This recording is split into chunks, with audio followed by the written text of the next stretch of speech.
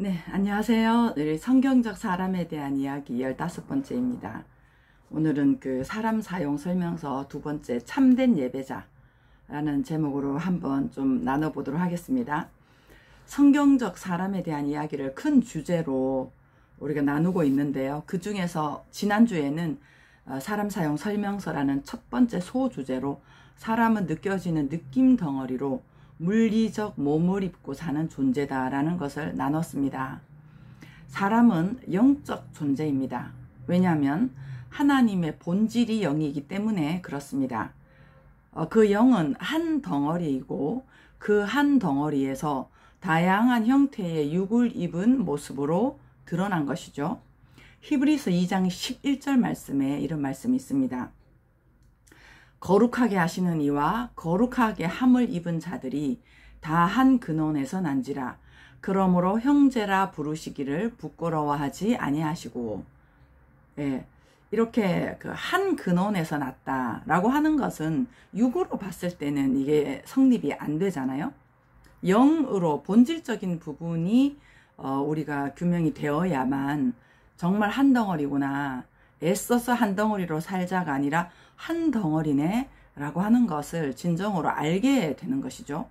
그럼 알게 되면 당연히 한 덩어리로 삶으로 이어지겠죠. 이 말씀을 하시는 것입니다. 우리가 이제 한 덩어리 개념보다는 육적인 시각을 가지고 한 덩어리라고 하려고 하다 보니 애쓰게 되고, 이런 그 육 안으로 보여지는 그 표면적 관계의 시각을 갖고 있으니 그럴 수밖에 없습니다. 그러다 보니 각각 분리되어 있다라는 착각을 하게 된 거죠. 그리고 그 착각으로 말미암아 사람의 본질인 영으로 사람을 보는 것이 흐릿하게 되어버렸다. 이것을 성경에서는 소경이라고 이야기를 합니다. 그리고 그 영의 본질을 가진 육신 형태를 가진 사람들이 서로 잘 살아보려고, 우리는 전부 잘 살고 싶잖아요. 잘 살아보려고 형성된 역할이라는 것으로 이제는 사람을 평가를 하게 된 거예요. 사람이라는 존재가 잘 살기 위해서 만들어 놓은 역할인데 그 역할이 주가 되어버린 거죠. 그래서 이 역할로만 사람을 인식하는 착각 속에서 부담과 스트레스가 축적되어 온 겁니다. 아버지라는 역할, 엄마, 학생이라는 역할, 남자, 여자의 역할, 그리고 그 역할은 이래야 되고, 이런 역할은 잘못된 거고, 이 역할은 잘하는 거고, 뭐 이런 것들이 또 이제 막 가지치기를 한 거죠. 그물처럼 말이죠. 이러한 역할에 대해 가치 부여해 놓은 것들로 영적인 사람을 육으로 평가를 하게 된 거죠. 주체와 객체가 바꿔져 버린 것입니다. 그러니 모두가 지치고 힘든 상태가 되고 계속 노력하고 애써야 하는 외부적 조건에 노예로 살아가는 사람들을 바로잡기 위해 오신 분이 예수님이시고 그 영적 비밀을 밝혀주신 것입니다. 마태복음 11장 28절입니다. 수고하고 무거운 짐진 자들아 다 내게로 오라. 내가 너희를 쉬게 하리라. 이러한 역할이 나다라고 하면서 살아가는 그 삶에서 무거운 짐, 이제 그 무거운 짐을 내릴 수 있는 그 비밀을 예수님께서 얘기를 하신 것이죠. 그래서 우리는 역할이 나다라고 하면서 살아가는 삶에서 이제는 역할이 아닌, 역할은 잘하려고 만들어 놓은 거고 진정한 본질은 영적인 존재다라고 일깨워주는 이제 말씀을 하신 거예요. 그 말씀을 하셨고, 그리고 우리의 삶에서 그 역할을 하는 것, 그러니까 역할이 나다라고 하는 나는 엄마로서 잘 살아야 되는데, 또 뭐 이렇게 강의를 할 때도 난 강사니까 잘해야 되는데, 거기에 대한 부담과 막 이런 것들이 있는 거죠. 잘해야 되는 것은 나쁜 건 아니지만, 그걸로 인해 가지고 나를 자책하거나 막 힘들어하거나 막 부담스러워하거나 스트레스가 되거나 이런 것들이 이제 문제인 거죠. 이제 그렇게 살아가고 있는 우리의 삶 가운데서 그것을 일깨워주고, 너라고 하는 존재는 역할 너머의 영적인 존재다라고 이렇게 일깨워주는 것이 고통입니다. 몸이 아프든지 마음이 불편하든지 그 어떤 고통도 그 고통이 하는 역할이 있습니다. 그 역할은 내가 알고 있던 부분적이고 육적인 시각을 깨뜨려주는 역할을 합니다. 왜냐하면 깨뜨려야지 영은 불편함이 없잖아요. 우리가 진정한 하나님의 영으로 살아간다라고 하는 것은 불편함이 없이 살아가는, 그러니까 불편함 자체가 없는 게 아니라 불편함이 있어도 괜찮은 상태를 살아가는 걸 말하는 거거든요. 근데 우리는 이제 불편하면 안 되고, 아프면 안 되고, 화가 나면 안 되고 이렇게 살잖아요. 그런데 그 모든 것들이 있어도 살아가는 것이기 때문에 진정 불편함이 없다라고 얘기도 할 수 있는 거죠. 이렇듯 삶에서 불편함이 느껴지는 모든 것들은 하나님의 일하심입니다. 남편으로 불편하든, 아이들로 말미암아 불편하든, 사건 사고로 말미암아 불편하든, 모든 고통들은 하나님께서 우리의 영을 일깨우는 만지심이다 라고 하는 거죠. 우리는 개인이 경험하고 살아온 부분적 시각에 사로잡혀서 나만의 안경을 끼고 육적인 나로만 알고 있습니다. 대상도 당연히 그렇게 보겠죠. 부모가 말했던 나, 친구들이 말했던 나, 주변에서 나를 어떠한 태도로 대하느냐에 따라 나는 어리석은 존재, 못난 존재, 아니면 잘난 존재 등 스스로의 본래 모습이 아닌 대상에 의해 나를 평가하는 잘못된 잣대를 갖고 있는 것입니다. 이러한 상대적이고 부분적인 나로 살다 보니 내 삶도 부분적으로 살 수밖에 없는 거죠. 나 이거는 못해, 나 이거는 잘해, 저 사람은 싫어, 여기는 좋아. 이런 것도 전부 다 부분적으로 나를 제한하는 거잖아요. 이러한 것들을 확장시켜 어떤 것도 살 수 있다 라고 하는, 진정한 하나님의 형상인 사람으로 살게 하려는 하나님의 일하심은 삶의 전반에서 쉬지 않고 일어나고 있는 것입니다.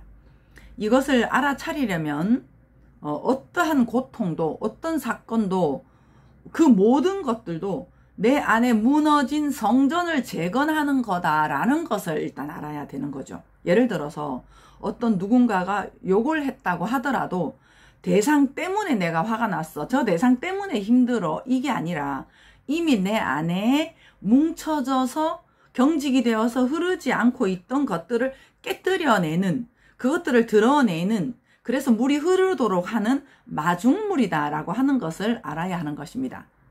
모든 외부 대상은 우리 각 사람 안에 있는 스스로의 느낌을 드러내는 것일 뿐입니다. 이렇게 방향성이 성전이 있는 곳, 천국이 있는 곳으로 향해야만 내 안에 흐르지 않고 있던 물꼬가 터지게 됩니다. 우리는 외부 대상이 터뜨려 줘야 된다라고 하거든요. 아니요, 하나님은 내 안에 계셔서 나를 터뜨리기를 원하시는 거예요. 내 삶을, 나의 변화를, 그거를 계속해서 일하시고 계시는 거죠. 그러면 그 나의 변화로 말미암아 주변에 적셔지게 되는 이런 원리인데, 외부 대상 탓을 하고 있어서는 아예 엉뚱한 곳에서 샘을 파는 것과도 같은 것입니다. 예수께서 사마리아라는 마을을 지나시면서 목말랐던 한 여인, 수가성 여인을 만나서 이러한 원리를 말씀해 주신 거죠. 바로 참된 예배를 얘기를 해 주신 거죠. 여인은 어디에 가서 예배를 드려야 할까요? 저기 예루살렘 성에 가야 될까요? 아니면 우리는 예전부터 이곳에서 예배를 드렸고 그리고 이렇게 배워왔는데 도대체 어떤 것이 맞습니까? 어떻게 해야 됩니까? 이런 것들을 이제 방법론적인 것들을 물어본 거죠.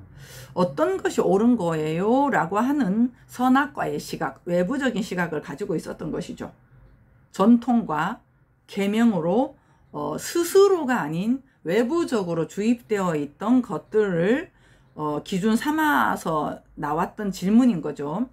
그 여인에게 예수께서는 지금까지 사람들이 그렇게 알고 있었던 것들은, 네가 알고 있던 것들, 그리고 또 주변의 사람들도 그렇게 알고 있는 거잖아요. 배웠던 것들.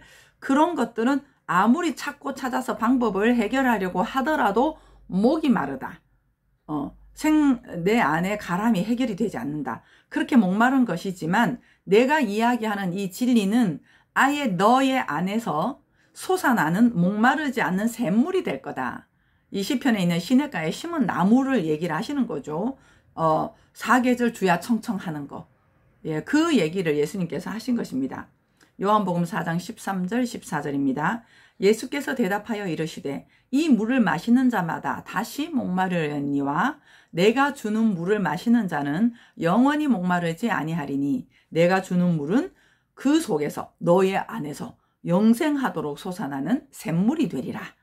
이렇게 샘물이 되는 것, 정확하게 얘기하면 이미 네가 샘물인데 그게 막혀 있었다라고 하는 말씀입니다. 이러한 사실을 알 때 비로소 예배라고 하는 것은 어떤 외부적인 장소와 방법론이 아닌 모든 곳에서의 예배가 되는 거고 내가 존재가 되는 거죠. 내가 존재가 되니 존재가 가니 모든 것이 예배가 될 수밖에 없는 거잖아요. 설거지를 하든 화장실을 가든 누구를 만나든 모든 것이 내가 예배자가 되니 모든 것이 예배가 될 수밖에 없는 이 원리를 이야기를 하신 것입니다. 그래서 이런 예배자가 될 때 우리가 이제 교회라고 하는 약속된 시간이 있잖아요. 그곳에 모여가지고 예배를 드릴 때의 넘침과 감격은 뭐 어마어마하겠죠. 너무나 자연스러운 것이고요. 요한복음 4장 24절입니다. 하나님은 영이시니 예배하는 자가 영과 진리로 예배할지니라. 좀 전에 설명드렸던 이제 그런 말씀인 거죠. 하나님이 영이신 것처럼 우리의 본질도 영이라는 것을 알고 그 영으로의 삶이 될 때 진정한 예배자로 살 수가 있는 거죠. 이것을 위하여 우리 안에 있는 그 영을 깨우십니다. 우리 삶에서 실수를 한다거나 계획대로 되어지지 않는 거라든가 아니면 또 뭐 다른 아주 쓰레기를 보면서 불편해하는 거라든가 이런 모든 것들조차 내 안에 있는 그 불편함을 건드려서 섬세한 그 영을 일깨우는 그런 작업을 하는 거죠. 그렇게 할 때 이제는 모든 내가 봤던 육적인 시각으로 판단하고 저건 안 좋은 거야, 좋은 거야, 불편하다 이런 것들 개념 자체가 선악과에서 생명나무로 이렇게 통합이 되는 것처럼 그렇게 하나의 관점으로 영으로 통합이 될 때 정말 내 스스로가 하나님의 형상으로 보시기에 좋았더라. 일 뿐만 아니라 다른 사람들도 그렇게 보게 되는 거죠. 우리가 현실을 살지 못하는 이유는 우리는 현실을 잘 못 살거든요. 현실을 살지 못하는 건 이유는 뭐냐면 순간순간 느껴지는 그 느낌들이 내가 느끼는 거라는 것을 놓치기 때문에 현실이 아닌 생각으로 가상의 세계를 살아요. 저 사람 때문에 그래. 이 사람 때문에 이 사건 때문에 그래. 이렇게 외부적인 것들을 가지고 있을 때는 생각이 그 문제를 해결하려고 막 방법을 막 돌거든요. 그거는 이제 가상적으로 계속 돌 수밖에 없는 거죠. 그러므로 외부의 뭐뭐 때문에가 아닌 스스로가 느껴지는 그 느낌이 사실이거든요. 그 느낌에 관심을 가질 때 현실은 생생하게 살 수 있고 오히려 생각으로 문제 해결을 하는 것보다 더 정확하게 더 선명하게 문제가 해결되어지는 그런 삶을 살 수가 있는 거죠. 이렇게 스스로의 느낌인 줄 알면 스스로의 주체적인 삶을 살게 되는 거고 그러한 느낌을 상대하지 않고 대상 너 때문에 그래 뭐 이렇게 상대하는 것이 아니라 편하게 드러내게 되고 거기에서 너도 아프지 않고 나도 아프지 않고 그러면서도 막 서로를 원망하면서 부딪혔다는 그 악순환이 아닌 전체적인 선순환에 물꼬를 트는 왕 같은 제사장의 역할을 하게 되는 것이죠. 그래서 창세기 1장 28절에 이런 말씀을 했습니다. 이 말씀으로 마무리를 하겠습니다. 하나님이 그들에게 복을 주시며 하나님이 그들에게 이르시되 생육하고 번성하여 땅에 충만하라. 땅을 정복하라. 바다의 물고기와 하늘의 새와 땅에 움직이는 모든 생물을 다스리라 하시니라. 이렇게 우리는 사랑의 정복자로 참된 예배자로 살아갈 수가 있는 것입니다. 파이팅 하십시오.